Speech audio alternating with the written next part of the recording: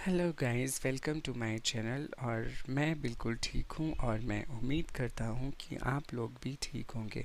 तो आज के इस ब्लॉग में मैं आपको दिखाने वाला हूँ कि आईटी सेक्टर में काम करने वाले लोगों की ऑफिस कैसे होते हैं, क्योंकि सभी लोगों को ये बहुत इच्छा होती है कि हम आईटी में काम करने वाले लोगों की बिल्डिंग्स देखें और वो बिल्डिंग वाला व्यू देखें। तो सामने ही हमें एक बिल्डिंग दिखी जो आईटी सेक्टर में काम करने वाले लोगों की बिल्डिंग थी, और इसको वर्ल्ड ट्रेड सेंटर भी कहा जाता है। और ये बिल्डिंग इतनी सुंदर है और पूरी शीशे से बनी हुई है, और इसका इंटीरियर जो है गाइस वो बहुत ही ज़्यादा अच्छा होता है।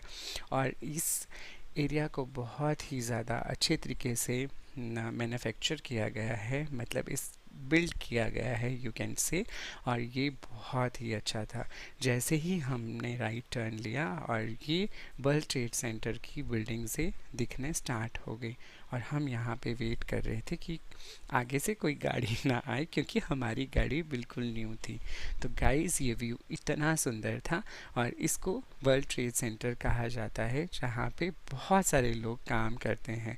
और हम सीधा नीचे गए, और नीचे जाने के बाद हम लोगों को ये जो बिल्डिंग्स हैं ये कुछ इस तरीके से दिख रही थी।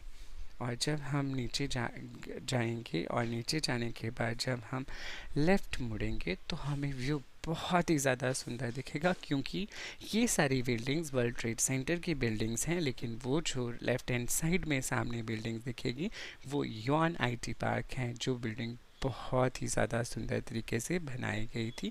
तो देखिए उस बिल्डिंग को जो आने वाली है, जिसका स्ट्रक्चर जो है कुछ अलग ही तरीके से बनाया गया है, जो हमें अभी सामने दिखेगी।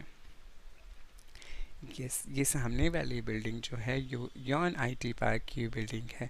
तो ये व्यू इतना सुंदर लग रहा था, और इसमें भी बहुत सारे लोग काम करते हैं और बहुत सारा पैसा कमाते हैं। मैं ऐसे आप लोगों को बोल सकता हूँ कि इसमें काम करने वाले लोगों की सैलरी बहुत ज़्यादा होती है। अगर आपको उस सैलरी के बारे में भी पता करना है तो मुझे प्लीज़ कमेंट बॉक्स में बताइए कि कितनी सैलरी होती है लोगों की।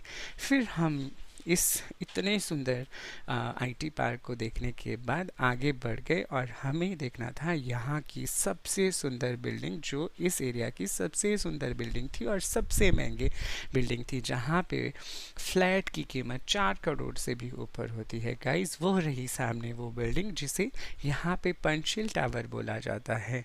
पंचशील टावर के नाम से ये बिल्डिंग है, और इस बिल्डिंग में मैं भी रह चुका हूँ 21 डेज़ टू 25 डेज़, बिकॉज मेरी कंपनी का जो अकोमोडेशन था वो फर्स्ट जब मैंने ज्वाइन किया था तो यहाँ पे ही वो अकोमोडेट करते थे हमारे को 25 डेज़ के लिए, जब तक हमें फ़्लैट ना मिल जाए।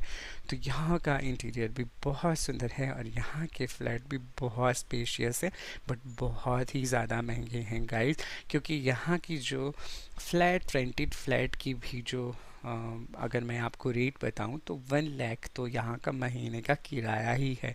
और ये सोसाइटी अंदर से भी बहुत सुंदर है। अगर आपको इस सोसाइटी का विज़िट भी देखना है तो प्लीज़ मुझे कमेंट बॉक्स में बताएं कि इसका इंटीरियर कैसा है, तो मैं आपको बता सकता हूँ, क्योंकि मेरा फ्रेंड यहाँ पे रहता है।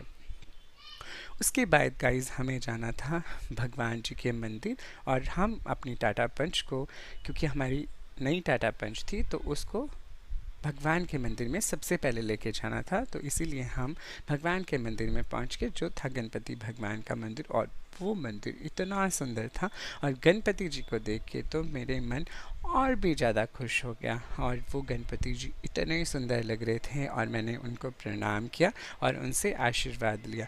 उन गणपति जी की मूर्ति इतनी सुंदर थी जो अपनी तरफ अट्रैक्ट कर रही थी, और मैंने उनको प्रणाम करके बहुत सारी विशेष मांगी। उसके बाद मैंने वहाँ से धीरे धीरे एक छोटा सा व्यू लिया, और वो व्यू भी बहुत सुंदर था, जहाँ से पंचशील टावर भी दिख रहा था। और गाइस हमें बहुत ज़्यादा भूख लग रही थी, तो हमने सोचा कि हम कहीं जाते हैं। फिर हम इस रेस्टोरेंट में पहुंच गए गाइस, जो रेस्टोरेंट इस तरीके से डेकोरेट किया गया था, और बहुत सुंदर रेस्टोरेंट था। अगर इसका भी नाम आपको जानना है तो प्लीज़ मुझे कमेंट बॉक्स में बताएं। और इसका इंटीरियर इतना सुंदर था, और उस के ऊपर छत पे भी बहुत सुंदर तरीके से उसको डिज़ाइन किया गया था। और उसका जो लास्ट वाला झुम्बर था वो तो बहुत ही ज़्यादा सुंदर था।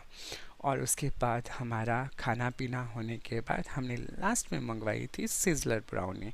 और सिज़लर ब्राउनी आने के बाद तो नज़ारा कुछ इस तरह था। और यहाँ से इतना ज़्यादा स्मोक निकल रहा था और ये बहुत अच्छी लग रही थी, बट बहुत ज़्यादा गर्म थी। गाइस, अगर आप इसको ट्राई करते हो तो प्लीज़ बहुत सोच समझ के खाना, क्योंकि ये बहुत ज़्यादा गर्म होती है और इससे मुंह भी जल जाता है। और ये बाद में आपको कुछ इस तरीके से दिखेगी, जो बहुत ही डिलीशियस लग रही थी। पर ये इतनी ज़्यादा गर्म थी गाइस कि हम डर गए थे। हमने किसी ने भी टच नहीं किया इसको जब तक ये थोड़ी सी ठंडी ना हो जाए।